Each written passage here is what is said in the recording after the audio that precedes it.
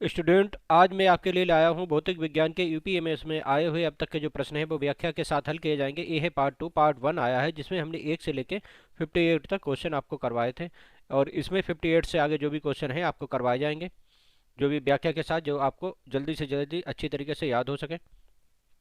ये 59 क्वेश्चन है। वेग परिवर्तन की दर को कहते हैं, तो वेग परिवर्तन की दर को कहते हैं त्वरण। Rate of change of velocity is known as acceleration. त्वरण बराबर होता है dv अपॉन dt, यानी कि त्वरण बराबर होता है त्वरण बराबर होता है वेग बटे समय।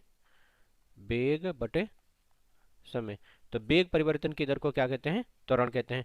पृथ्वी का उपग्रह है चंद्रमा, यानी कि मून। सौर ऊर्जा को सीधे विद्युत ऊर्जा में बदलता है कौन सा? सौर सेल द्वारा। जो सोलर सेल होते हैं वो सौर ऊर्जा को सीधे विद्युत ऊर्जा में चेंज करते हैं। क्वेश्चन नंबर 62 है, एकांक क्षेत्रफल लगने वाले अभिलंबवत बल को क्या कहते हैं? एकांक क्षेत्रफल लगने वाले अभिलंबवत बल को कहते हैं दाब। क्या कहते हैं? दाब। जिसे ए कोई, और इस पे जो अभिलंबवत प्रेशर एफ लगता है, पी लगता है, तो पी बराबर होता है एफ बटे ए। तो एकांक क्षेत्रफल पर लगने वाले अभिलंबवत बल को दाब कहते हैं। उत्तल लेंस के फोकस पर रखी वस्तु का प्रतिबिंब बनता है। ये उत्तल लेंस के फोकस पर रखी वस्तु का प्रतिबिंब अनंत पर बनता है। कैसे? जैसे मान लिया ए उत्तल लेंस है, और उत्तल लेंस का एक इधर फोकस एफ होता है, F1 या F2। फोकस पर अगर कोई वस्तु रखी है तो एक यहाँ से किरण जाती है और ये इधर जाती है, और दूसरी किरण इसके वक्रता केंद्र से होती हुई सीधे जाती है। तो ये किरणें आपस में कभी नहीं मिलती हैं, इसीलिए कहाँ बनता है? अनंत पे कह देते हैं। उत्तल लेंस से के फोकस पर रखी वस्तु का प्रतिबिंब अनंत पर बनता है। क्वेश्चन नंबर 64 है, निकट दृष्टि दोष यानी कि मायोपिया को दूर करने के लिए निम्नलिखित में से किस लेंस का प्रयोग करते हैं? तो इसके लिए अवतल या अपसारी लेंस का प्रयोग करते हैं। क्वेश्चन नंबर 60 आए, निर्वात में प्रकाश की चाल 3 गुणे 10 की घात 5 किलोमीटर पर सेकेंड है तथा कांच में 2 गुणे 10 की घात 5 पर है, तो कांच का अपवर्तनांक। निर्वात में प्रकाश की चाल को c मानते हैं और इसे b मानते हैं, तो अपवर्तनांक n बराबर होता है c अपान b, यानी कि ये होगा 3 गुणे 10 की घात 5 बटे 2 गुणे 10 की घात 5। 10 की घात 5 10 की घात कैंसिल होगा, 3 को 2 से भाग करें तो क्या आएगा? 1.5, यानी कि ऑप्शन ए हमारा करेक्ट हो जाएगा। क्वेश्चन नंबर 66 है, विद्युत वाहक बल का मात्रक होता है, तो E बराबर होता है W अपान क्यू। क्या होता है? W अपान क्यू, यानी कि ये होता है, हो जाएगा जूल प्रति कूलाम। क्या हो जाएगा? जूल प्रति कूलाम। तो विद्युत वाहक बल का मात्रक होता है जूल प्रति कूलाम, यानी कि ऑप्शन ए सही है। अमीटर के द्वारा मापा जाता है। अमीटर के द्वारा विद्युत धारा यानी कि आई नापी जाती है। इलेक्ट्रिक करंट अमीटर के द्वारा मापी जाती है। 1 गीगाबाइट बराबर होता है, तो 1 गीगाबाइट जो होता है वो होता है 1024 मेगाबाइट के। किसके बराबर होता है?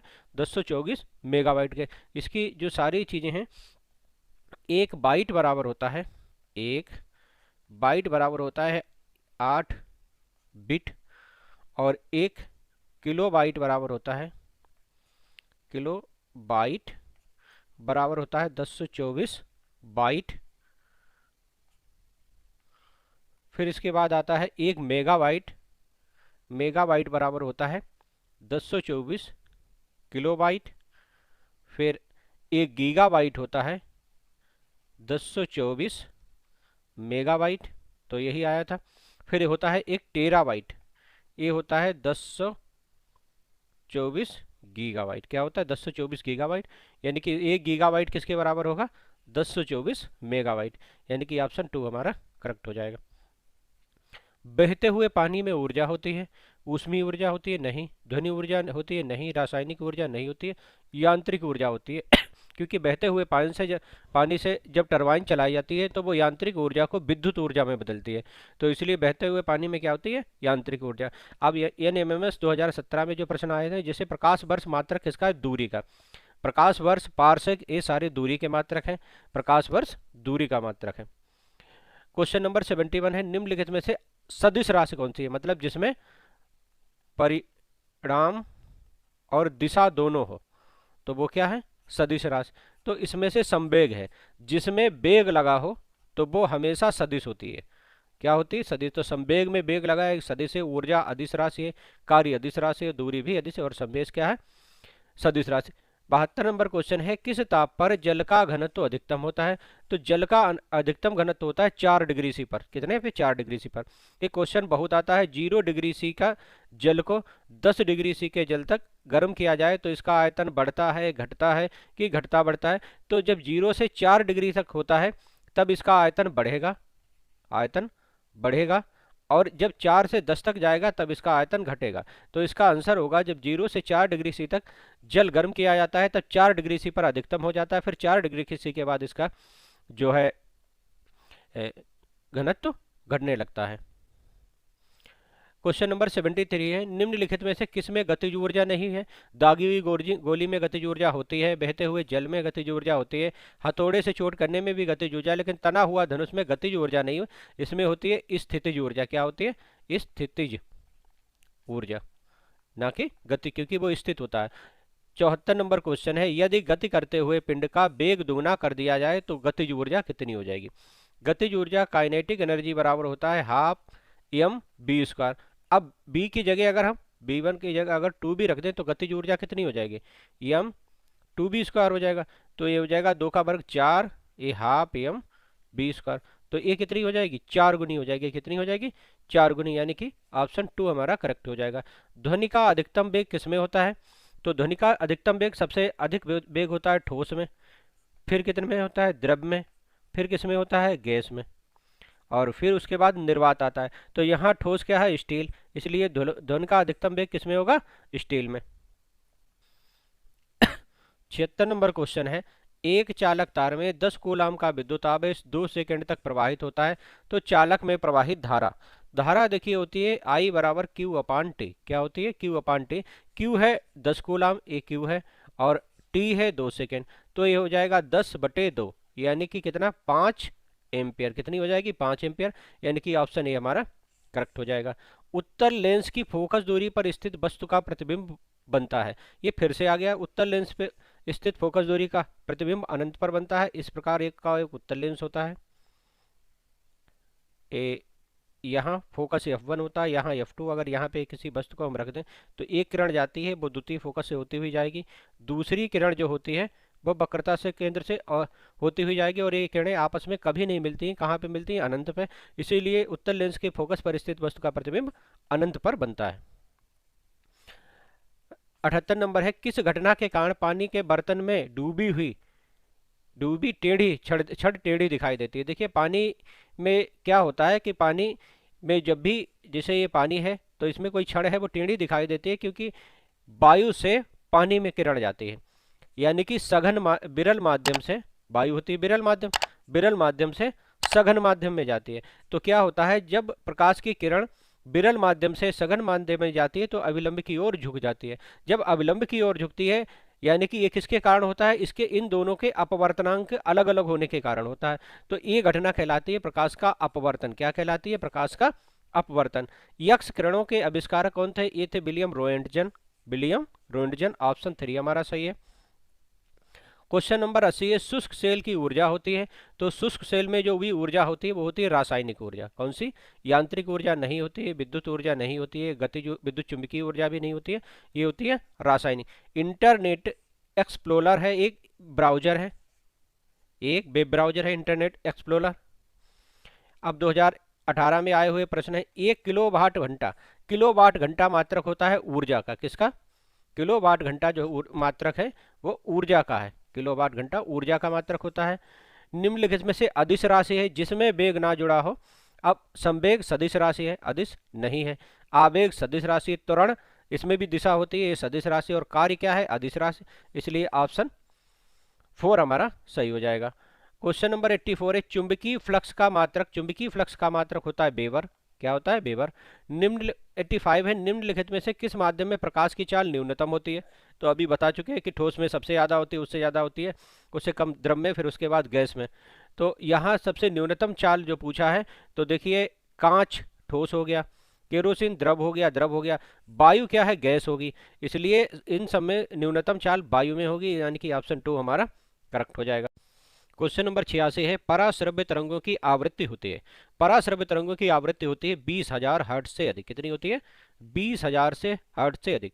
और जो 20 से 20,000 हर्ट्ज तक होती हैं ये होती हैं श्रव्य तरंगे। कौन सी होती हैं? श्रव्य तरंगे। और 20,000 हर्ट्ज से कम होती हैं, तो अगर 20 हर्ट्ज से कम हो तो इन्हें हम कहेंगे अपश्रव्य तरंगे। क्या कहेंगे? अपश्रव्य तरंगे।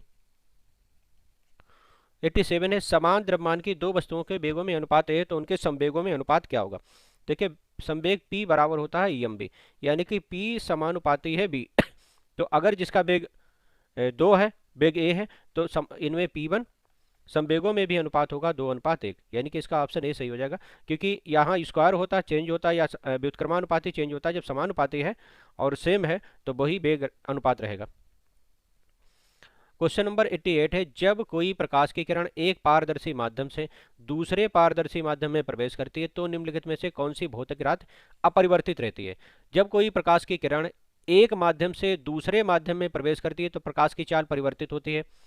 सही है, अपरिवर्तित नहीं रहती है। प्रकाश की तरंग दैर्घ्य अपरिवर्तित नहीं रहती है, क्योंकि b बराबर होता है क्या? n lambda. तो b भी चाल है, ये भी अपरिवर्तित होती है, लेमडा भी अपरिवर्तित होती है, लेकिन प्रकाश की आवृत्ति अपरिवर्तित नहीं होती, इसलिए इसका है ऑप्शन 2 सही है। 89 है, किसी चालक तार में 20 कूलाम का विद्युत आवेश 5 सेकंड तक प्रवाहित किया जाए तो चालक में प्रवाहित धारा I बराबर होता है Q/T। Q है 20 कूलाम, T है 5 सेकंड, तो ये 20/5 तो कितना? 5 चक 20, यानी कि कितना हो जाएगा? 4 एम्पियर, यानी कि ऑप्शन 2 हमारा करेक्ट हो जाएगा। क्वेश्चन नंबर 90 है, अवतल दर्पण के वक्रता केंद्र पर रखी वस्तु का प्रतिबिंब बनता है। अवतल लेंस के वक्रता केंद्र पर रखी आभासी वस्तु से बड़ा। नंबर 1 है आभासी वस्तु से बड़ा, ये नहीं है। वास्तविक सतह वस्तु के बराबर, ये ऑप्शन 2 हमारा सही है। और आभासी वस्तु के बराबर ये भी गलत है, उपयुक्त में से कोई भी नहीं, ये भी नहीं, यानी कि वास्तविक वस्तु के बराबर। किस रंग का प्रकीर्णन सबसे अधिक होता है? तो बैंगनी रंग का प्रकीर्णन सबसे अधिक होता है और लाल रंग का प्रकीर्णन सबसे कम होता है, इसलिए इसका ऑप्शन हमारा 1 सही हो जाएगा, बैंगनी। 92 है, आदर्श वोल्ट मीटर का प्रतिरोध। आदर्श वोल्ट मीटर का प्रतिरोध अनंत होता है, आदर्श अमीटर का प्रतिरोध 0 होता है। अगर यही अमीटर लिखा होता है तो आंसर 0 हो जाता है, आदर्श वोल्ट मीटर लिखा है इसलिए इसका प्रतिरोध अनंत होता है। विद्युत जनित्र में यांत्रिक ऊर्जा परिवर्तित होती है ऊष्मीय ऊर्जा में। किसमें परिवर्तित होती है? ऊष्मीय ऊर्जा में। 94 है, निम्नलिखित में से स्टोरेज डिवाइस है। तो कंप्यूटर या लैपटॉप जिसमें भी जो स्टोरेज डिवाइस होती है वो होती है hard disk. Monitor output device है, कीबोर्ड इनपुट डिवाइस है, स्कैनर भी आउटपुट डिवाइस है, लेकिन हार्ड डिस्क जो है वो स्टोरेज डिवाइस है। मानव नेत्र किसी वस्तु का प्रतिबिंब बनाता है। मानव पुतली पर नहीं बनता है, कार्निया पर नहीं बनता है, आयरिस पर नहीं बनता है, ये बनता है रेटिना पर। कहाँ बनता है? रेटिना पर। 96 है, अवतल लेंस से बना किसी वस्तु का प्रतिबिंब होता है। अवतल लेंस से किसी वस्तु का जो प्रतिबिंब बनता है वो आभासी, सीधा और छोटा होता है। कैसा होता है? आभासी, सीधा और छोटा। अवतल लेंस से किसी वस्तु का प्रतिबिंब आभासी बनेगा, सीधा बनेगा और छोटा बनेगा। 97 है, निम्नलिखित में से द्वितीयक सेल है। द्वितीयक सेल वो होती है जो पुनः आवेशन की जिनमें क्षमता होती है, जिन्हें हम चार्ज कर सकते हैं, वो होता है सीसा संचायक सेल। इनमें क्या होती है? पुनः आवेशन की क्षमता होती है, आवेशन की क्षमता होती है, क्षमता होती है। नेक्स्ट क्वेश्चन है, चुंबक में चुंबकत्व निम्नलिखित तरीके से होता है। मध्य में अधिकतम, गलत। सब जगह समान, गलत। किनारों पर अधिकतम। चुंबक जो होती है, जैसे इस प्रकार की चुंबक है तो किनारों पर चुंबकत्व अधिकतम होता है और मध्य में न्यूनतम होता है, इसलिए ऑप्शन 3 हमारा सही हो जाएगा। यदि ठोस के कुछ भाग तथा द्रव के कुछ भाग का आयतन क्रमशः b1 बराबर 1 घन सेंटीमीटर, b2 बराबर 1 मिलीमीटर है तो b1 बराबर b2 होगा, क्योंकि 1 घन सेंटीमीटर 1 मिलीमीटर के बराबर होता है, इसलिए ऑप्शन होगा हमारा 1 सही, b1 बराबर b2। क्वेश्चन 110 है, निम्नलिखित में से कौन सा अनवीकरणीय ऊर्जा का स्रोत है? तो देखिए कोयला भी अनवीकरणीय है, पेट्रोलियम भी, इसलिए दोनों हो जाएगा। कोयला और पेट्रोलियम दोनों अनवीकरणीय स्रोत हैं, यानी कि दोनों खत्म होने वाले स्रोत हैं। एक बार खत्म हो गए तो दोबारा से जल्दी नहीं बनते। यदि 102 है, यदि द्रव की गहराई बढ़ती है तो द्रव का दाब भी बढ़ता जाता है, क्यों? सूत्र होता है P बराबर HDG। तो जैसे ही H बढ़ेगा तो P का मान बढ़ेगा, यानी कि गहराई बढ़ने के साथ दाब बढ़ता जाता है। 103 है, निम्नलिखित में से कौन सी बटन निर्देशों को प्रोसेसर तक प्रयुक्त होती है? ये होती है इंटर बटन। कोई भी हमें कमांड देनी होती है तो इंटर बटन दबा के देते हैं। अब 2020 में आए हुए हैं। रिक्टर स्केल पे किसको नापते हैं? समय को नहीं नापते, दूरी को नहीं, चाल को नहीं, इसे नापते हैं भूकंप को। रिक्टर स्केल को भूकंप रिक्टर स्केल से या रिचर स्केल से भूकंप नापते हैं और इसके लिए सीस्मोग्राफ का भी प्रयोग करते हैं। क्वेश्चन नंबर 105 है, निम्नलिखित में से कौन सा प्रदीप्त पिंड है, मतलब किसमें स्वयं का प्रकाश है। तो सूर्य जो है वो प्रदीप्त पिंड है और सूर्य में स्वयं का प्रकाश है। ध्वनि संचरित नहीं होती है, तो ध्वनि निर्वात में नहीं चल सकती। किसमें नहीं चल सकती? निर्वात में, इसलिए ऑप्शन 3 हमारा सही है। क्वेश्चन नंबर 107 है, वस्तुएं जो प्रकाश के कुछ भाग को ही अपने से होकर जाने देती हैं वो कहलाती हैं पारभासी। क्या कहलाती है? पारभासी। जो वस्तुएं प्रकाश को आर पार जाने देती है वो पारदर्शी, जो बिल्कुल नहीं जाने देती वो अपारदर्शी, और जो कुछ भाग जाने देती है वो होती है पारदर्शी, जैसे पारभासी, जैसे कि पन्नी इत्यादि। निम्नलिखित में से कौन सा बल संपर्क बल है? तो संपर्क बल है दोस्तों घर्षण, क्योंकि घर्षण बल दो परतों के संपर्क में आने से ही होता है। जैसे कार के टायर हैं और सड़क के बीच जो संपर्क होता है उन्हीं के बीच घर्षण बल लगता है, तो घर्षण बल एक संपर्क बल है। क्वेश्चन नंबर 109 है, एक सामान्य दोलन की आवृत्ति 10 हर्ट्ज है, तब दोलक 4 सेकंड में कितना दोलन करेगा। आवृत्ति क्या होती है? 1 सेकंड में चले हुए दोलनों की संख्या। तो 1 सेकंड में 10 चलती है, तो 4 सेकंड में कितने दोलन चलेगी? 40। कितने? 40, यानी कि ऑप्शन 1 हमारा सही है। 110 है, जब प्रकाश की किरण किसी दर्पण पर अविलंबवत पड़ती है तो परावर्तन कोण होता है 0। जैसे ये दर्पण है, ये लंबवत पड़ेगी तो ये बिल्कुल वापस आ जाएगी, कोई भी एंगल नहीं बढ़ेगा, तो परावर्तन कोण क्या हो जाएगा? 0, यानी कि ऑप्शन 2 हमारा सही हो जाएगा। ठीक है, थैंक यू, धन्यवाद। लाइक कीजिए, शेयर कीजिए, सब्सक्राइब कीजिए। मिलते हैं नेक्स्ट वीडियो के साथ।